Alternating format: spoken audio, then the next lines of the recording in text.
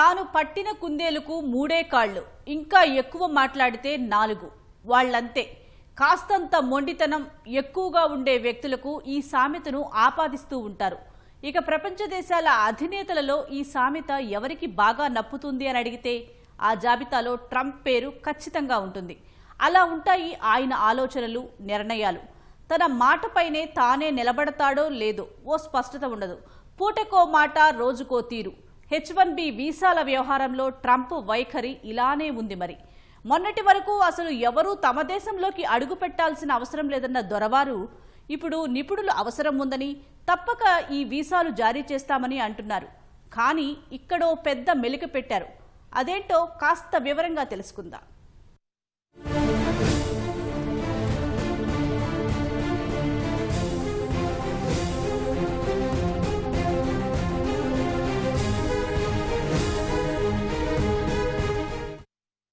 మా వాళ్లకు అంత టాలెంట్ లేదు, అందుకే ప్రతిభ ఉన్న వాళ్లని అమెరికాకు తెప్పించుకోవాలి అనుకుంటున్నాం.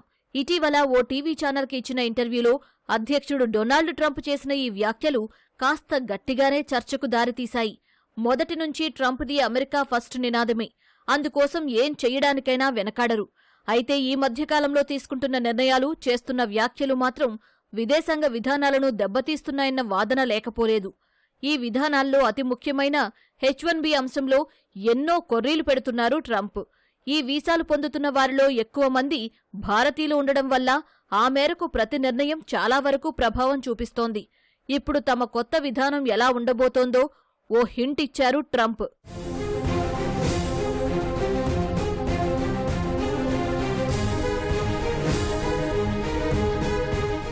ఇక్కడ మరో విషయం కూడా చెప్పుకోవాలి.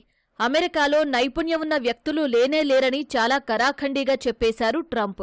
రిపోర్టర్ 1-2 సార్లు అడిగినా ఇదే సమాధానం చెప్పారు. అంతేకాదు, వేరే దేశాల నుంచి టాలెంట్ పూల్ని దిగుమతి చేసుకుని వాళ్ల ద్వారా లబ్ధి పొందాలని చూస్తున్నట్టు వివరించారు. ఇక్కడ వేరే దేశాలు అనే మాట ఆయన చెప్పినప్పటికీ ఇక్కడ ప్రధానంగా చెప్పుకోవలసింది భారత్ గురించే. ఎందుకంటే ఐటీ, ఇంజనీరింగ్ విభాగాల్లో సేవలందించేందుకు అమెరికాకు ఎక్కువగా వెళుతున్నది భారతీయులే. ఈ 2 రంగాలు అమెరికాలో అభివృద్ధి చెందడానికి ఓ రకంగా భారతీయులే కారణం. ఇప్పుడు ట్రంప్ చేసిన వ్యాఖ్యలను బట్టి చూస్తే భారతీయులను అమెరికాకి రప్పించుకునే పనిలో పడ్డారని అర్థమవుతోంది.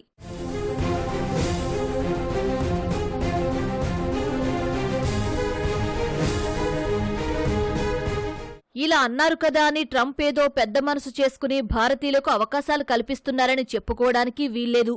ఈ వ్యాఖ్యల వెనుక మెలికను అర్థం చేసుకుంటే అది స్పష్టమవుతుంది. ఎందుకంటే ఇప్పుడు H1B వీసా పాలసీలో మార్పులు, చేర్పులకు కంకణం కట్టుకున్నారు ట్రంప్. వేరే దేశాల నుంచి వచ్చిన వాళ్లే అన్ని చోట్లా ఉంటే ఇక అమెరికన్ల సంగతేంటని ఆయన వాదిస్తున్నారు. అలా అని లోకల్ టాలెంట్ని ప్రోత్సహిద్దామని అనుకున్నా ఆ స్థాయిలో నైపుణ్యాలు ఉన్నవారు దొరకడం లేదు. అందుకే చాలా తెలివిగా ఓ ఎత్తుగడ వేసింది ట్రంప్ ప్రభుత్వం.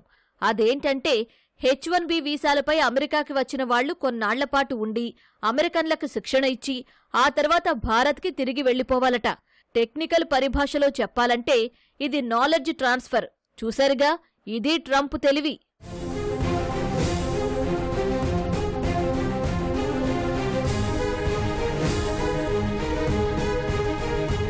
నిజానికి భారతీయుల అవసరం అమెరికాకి తప్పనిసరిగా ఉంది.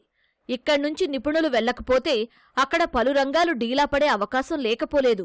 ఇదేమీ అతిశయోక్తి కాదు. ఏదో నోటిమాటగా చెబుతున్నది అంతకన్నా కాదు. స్వయంగా ట్రంప్ పరోక్షంగానైనా అంగీకరిస్తున్న వాస్తవం. సరే, వాళ్లకి మన అవసరం ఉంది. ఎన్నో ఏళ్లుగా మిత్రదేశాలుగా ఉన్న భారత్, అమెరికా ఈ విషయంలో పరస్పరం సహకరించుకోవడం సబబే కావచ్చు. కానీ ట్రంప్ సర్కారు పెట్టిన నిబంధనే కాస్త ఇబ్బంది పెడుతోంది. కేవలం అక్కడి వాళ్లకి శిక్షణ ఇచ్చి మళ్లీ తిరిగి భారత్కి వచ్చేయాలని చెప్పడం ఏంటి? ఓ రకంగా ఇది అహంకారం కాదా అన్న వాదనలు గట్టిగానే వినిపిస్తున్నాయి. ట్రెజరీ సెక్రటరీ స్కాట్ బెసెంట్ చేసిన వ్యాఖ్యలే ఇందుకు సాక్ష్యం.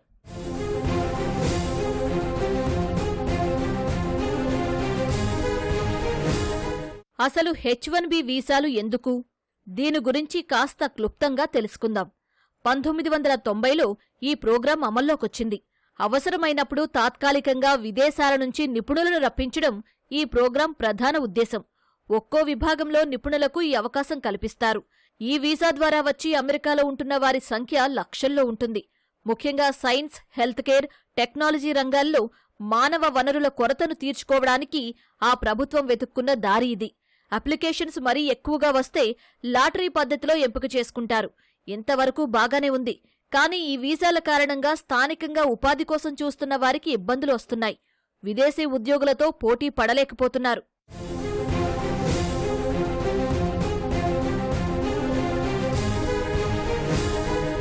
ట్రంప్ H-1B వీసా పాలసీ ప్రకారం ఈ వీసాల ద్వారా అమెరికాకు వెళ్లేవాళ్లు కేవలం ట్రైనింగ్ ఇచ్చి బయటకు వెళ్లిపోవాలంతే. అంతకు మించి అక్కడ ఉండేందుకు కానీ ఉద్యోగాలు చేసుకోవడానికి కానీ పెద్దగా అవకాశాలుండవు. ట్రెజరీ సెక్రటరీ స్కాట్ బెసెంట్ మాటల్లో చెప్పాలంటే, అమెరికాకు రండి, ట్రైనింగ్ ఇవ్వండి, ఆ తర్వాత మీ దేశానికి వెళ్లిపోండి, మిగతా పనులన్నీ అమెరికన్లు చూసుకుంటారు అంటే కొత్త విధానం ఇలా ఉంటుందన్నమాట. మాకు అవసరం ఉంది అంటూనే అవసరం తీరాక వెళ్లిపోవచ్చు అని మొహం మీదే చెబుతోంది అగ్రరాజ్యం. ఐటీ, హెల్త్ కేర్ ఇలాంటి ఏరియాస్, మోస్ట్ ఇంపార్టెంట్ ఏరియాస్లో 70% ఆఫ్ ది ఇండియన్స్ ఉన్నారు H-1Bకి సంబంధించి. సో ఇంతమందిని రీప్లేస్ చేస్తూ అక్కడ ఉన్న అమెరికన్స్, నేటివ్ అమెరికన్స్ మాత్రమే ఉండి జస్ట్ ట్రైన్ చేయటమో లేకపోతే నాలెడ్జ్ ట్రాన్స్ఫర్ చేయటంతో సరిపోతుంది అనేది I don't think it's possible. ఎలాంటి చేంజెస్ జరగబోతున్నాయి వీసాకి అనేది మనం చెప్పలేకపోతున్నాము. అండ్ ఆల్రెడీ ఇలాంటి స్టేట్మెంట్స్ వల్ల, ఇలాంటి చేంజెస్ వల్ల చాలా అదర్ కంట్రీస్ని చూస్ చేసుకోవటం స్టార్ట్ చేశారు. అంటే ఆస్ట్రేలియా కానీ, యూకే కానీ, యూరప్ కానీ, సో ఇలాంటి కంట్రీస్కి చాలా వరకు వెళ్ళటం మొదలైంది. పొమ్మనలేక పొగబెట్టడం అనే ఓ సామెత ఉంటుంది. ఇప్పుడు H-1B వీసాల విషయంలో కాస్త అటు ఇటుగా ఇదే విధానాన్ని అనుసరిస్తోంది ట్రంప్ ప్రభుత్వం. అందుకు ఉదాహరణ ఏంటంటే, ఈ వీసాల దరఖాస్తు ఫీజు పెంచడం. అంతకుముందు $2,000 నుంచి $5,000 మధ్య ఉండేది ఒక్కో దరఖాస్తు రుసుము. కానీ ఇటీవల దీన్ని ఎవరూ ఊహించని విధంగా ఏకంగా $1,00,000కు పెంచింది. ఈ ఒక్క మార్పుతో అమెరికాలోని భారీ టెక్ సంస్థలు, బ్యాంకులపై తీవ్ర ప్రభావం పడుతుంది. అందులో అమెజాన్ లాంటి సంస్థలు ఉన్నాయి. ఆ తర్వాత మైక్రోసాఫ్ట్, మెటా, యాపిల్, గూగుల్ కంపెనీలు ఈ లిస్టులో ఉన్నాయి. ఇలా రుసుము పెంచడం వల్ల అమెరికా ఆర్థిక వ్యవస్థ దెబ్బతినే ప్రమాదం ఉందని అక్కడి నిపుణులు గట్టిగానే హెచ్చరికలు చేశారు. ఆ H-1B ఫీజు ఎందుకు పెంచారంటే, అక్కడ ఉన్న ఆయన సపోర్టర్స్కి ఒక కంటి తుడుపు చర్య అనుకోవచ్చు. లేదా వాళ్ళు ఏదైతే అమెరికన్స్కి ఎక్కువ జాబ్స్ రావాలంటున్నారో దానికోసం ఇది సపోర్ట్ చేస్తున్నాము, లేదా అక్కడ జాబ్స్ ఇప్పుడు ఛాలెంజ్ అయిన విషయాన్ని పక్కకు పెడతానికి, దాన్ని డైవర్ట్ చేస్తానికి చేసిన ఒక స్టెప్ అనుకోవాలి తప్పితే అదొక పర్మనెంట్గా అదే స్టెప్గా అవ్వగలిగే పరిస్థితి ఉండకపోవచ్చు.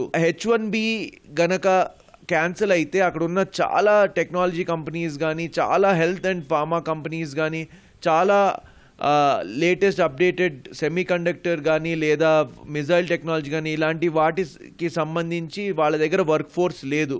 ఈ H-1B గనక ఆగిపోతే వాళ్ళ కంపెనీస్ కూడా ఆగిపోతాయి. అసలు ట్రంప్ విధానం ఏంటి అన్నది అమెరికన్లకే అంతుపట్టడం లేదు.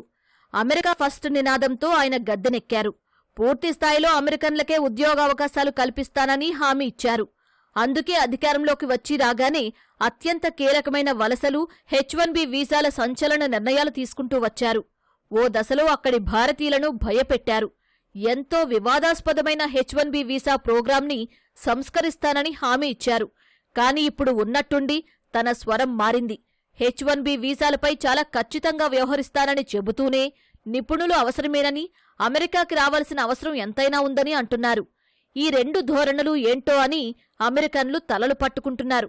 సో ఇలాంటి స్టేట్మెంట్స్ వల్ల ఏమవుతుంది అంటే ఒక కైండ్ ఆఫ్ ఇన్సెక్యూరిటీ అనేది క్రియేట్ అవుతుందండి. అంటే సో అంత మోస్ట్ ఇంపార్టెంట్ ఏరియాస్లో ఉన్న వాళ్ళు, యాజ్ ఐ సెడ్, టెక్నికల్గా కానీ, health care, that's not so easy with a simple training or simple knowledge transfer. It needs lots of expertise. అది లేకుండా సింపుల్ నాలెడ్జ్ ట్రాన్స్ఫర్తో అది వర్క్ అవ్వదు. ఈ మొత్తం వ్యవహారాన్ని ఇప్పుడు అమెరికా కోణంలో చూస్తే కొన్ని కీలక విషయాలు అర్థమవుతాయి. ఈ మధ్యే అక్కడ department of labour H-1B visa ప్రోగ్రాంపై పెద్ద ఎత్తున నిఘా పెట్టారు. దీన్నే ప్రాజెక్ట్ ఫైర్ వాల్గా పిలుచుకున్నారు. ఈ వీసా ప్రోగ్రాంని అదునుగా చేసుకుని ఏ సంస్థలు పెద్ద ఎత్తున విదేశీ ఉద్యోగులను నియమించుకుంటున్నాయని లెక్క తేల్చడం కోసమే ఈ ప్రాజెక్ట్ చేపట్టారు. ముఖ్యంగా ఐటీ, ఇంజనీరింగ్, హెల్త్ కేర్ విభాగాల్లో ఈ సంఖ్య ఎక్కువగా ఉన్నట్టు తేలింది. స్థానికులకైతే ఎక్కువ మొత్తంలో చెల్లించాల్సి వస్తుందని ఇలా విదేశీ ఉద్యోగులను నియమించుకుంటాయి సంస్థలు.